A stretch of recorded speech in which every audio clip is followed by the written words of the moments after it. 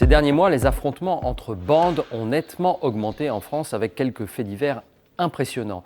Les violences sont souvent entre mineurs et en particulier en Île-de-France. Rien qu'en région parisienne, on dénombre 357 phénomènes de bandes.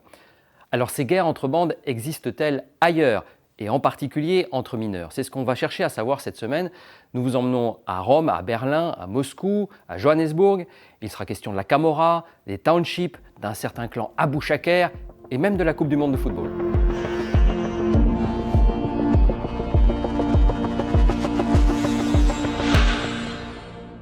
La France n'est pas le seul pays européen touché par les guerres entre bandes de mineurs. C'est le cas aussi au Royaume-Uni et en Italie, où le phénomène porte d'ailleurs un nom pas très italien, les baby gangs. Nous voici à Rome devant un poste de carabiniers. Bologne, Rome, Palerme, Milan, Venise même, le phénomène des baby gangs est présent un peu partout en Italie. Selon les chiffres de l'Observatoire national de l'adolescence, 6 à 7% des moins de 18 ans ont déjà vécu une expérience de criminalité collective. Un mineur sur 15 a donc agi une fois dans sa vie en bande organisée pour commettre un délit ou un crime. Alors, pas tous de la même nature. Il peut s'agir d'intimidation, mais aussi d'extorsion ou même de fusillade. Bologne, par exemple, est en tête des villes où le nombre d'adolescents à surveiller est le plus important, 3 fois plus qu'à Naples. Mais c'est incomparable au niveau de la violence. Naples est la ville européenne qui compte le plus grand nombre de crimes avec armes à feu et morts violentes. Naples, où les baby gangs sont souvent liés à la Camorra, mais la compétition vient d'en bas, entre bandes rivales pour se faire remarquer des mafieux et ensuite être recrutés. Direction maintenant Berlin. En Allemagne, pas de bande de mineurs au sens strict, mais un autre phénomène, les clans familiaux avec souvent des adolescents en leur sein. On leur attribue un crime toutes les 8 heures et aussi des vols spectaculaires comme dans ce musée au cœur de Berlin.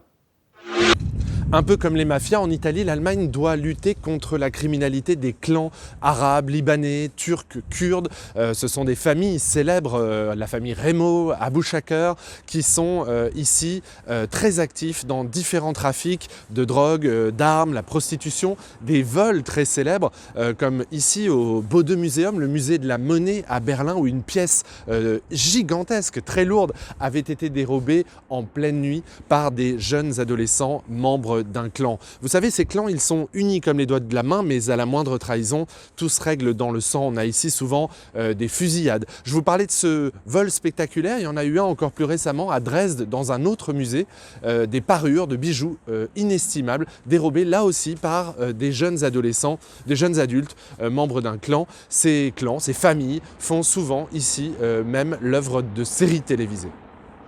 Quittons l'Europe et allons voir un peu plus loin. En Afrique du Sud, la présence des gangs est endémique, en particulier dans les townships ravagés par le chômage, par la pauvreté. Et la situation s'est encore détériorée avec la pandémie bien présente là-bas. On en parlait ici même il y a 2 mois. La violence peut être extrême. Le taux d'homicide a doublé en 10 ans, avec souvent des mineurs impliqués, parfois très jeunes. En Afrique du Sud, la carrière d'un gangster peut commencer dès l'âge de 12 ou 13 ans.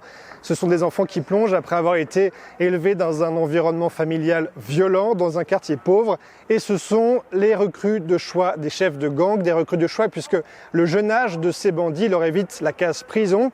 Ce sont donc eux, ces enfants, qui sont envoyés en première ligne pour faire les sales besognes. Et ce sont aussi tout naturellement eux les premières victimes. Entre 2019 et 2020, 800 meurtres étaient attribués à des enfants âgés de 10 à 17 ans. Le phénomène risque de prendre de l'ampleur, redoutent les experts, avec l'explosion du taux de chômage chez les jeunes en Afrique du Sud. Il dépasse les 60% chez les 15-25 ans et ce taux de chômage risque de favoriser le recrutement de ces jeunes gangsters. Terminons cette semaine par la Russie. Les guerres entre bandes ont été en grande partie éradiquées dans le pays, ou en tout cas elles sont moins visibles que dans les années 90 ou 2000. Et il y a un lien avec l'organisation de la Coupe du Monde de football en 2018.